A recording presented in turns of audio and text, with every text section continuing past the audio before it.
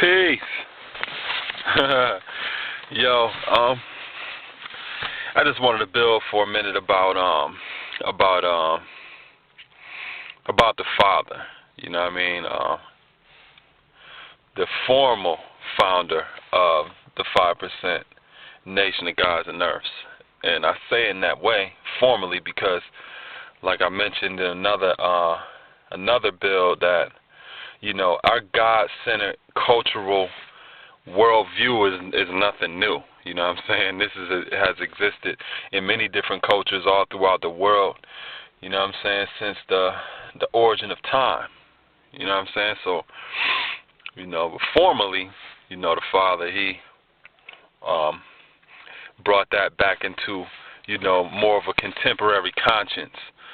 You know what I'm saying? Or consciousness amongst people, and during this time. But anyway, it's like some people, when they think about the Nation of Gods and Earths and stuff like that, they always say, well, they came from, the Nation of Gods and Earths came from the Nation of Islam. and it's like the Nation of Gods and Earths didn't come from the Nation of Islam. You know what I mean? That's like looking at Bruce Lee and shit and saying that he came from Wing Chun. You know what I'm saying? Bruce Lee studied many different styles. He went through many different developmental stages for him to arrive at a point of recognition for dealing with the science of Jeet Kune Do. But he was still evolving and elevating from that point. So it's like constant elevation, you know what I mean? And there's not one single point in his life that means that's where he came from. He was always developing. He was always growing. And it's the same thing. The same thing applies to not only the Father, but to everybody. You know what I'm saying? There's not one situation that makes and breaks you. There could be a landmark situation, true indeed. You know what I'm saying? Something that's very a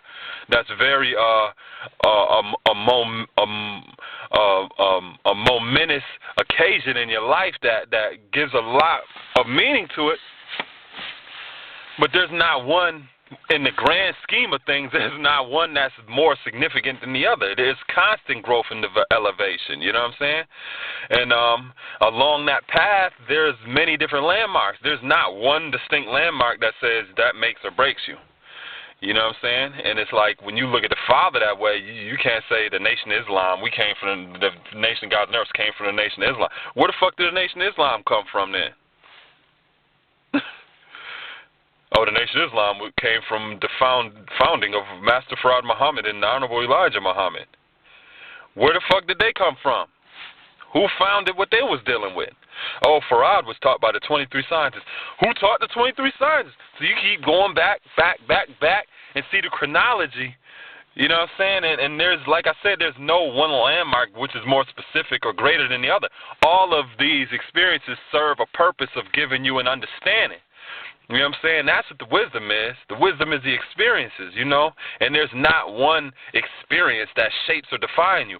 All of them play a significant role in your life, whether positive or negative, whether it's something that can be considered grand or something that can be considered, not so grand. All of that makes you who and what you are. You know what I mean? So, I just wanted to elaborate on that, the Nation of Gods and Earths did not come from no Nation of Islam. The Father was in the Nation of Islam, and he left. You know what I'm saying?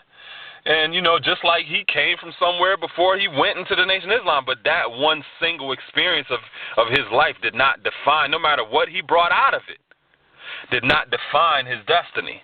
It was just one part of the script. You know what I'm saying? And that's like that, like I said, with everybody's life. Everybody's life. You know what I'm saying? So, I just want to elaborate on that. You know what I mean? Peace.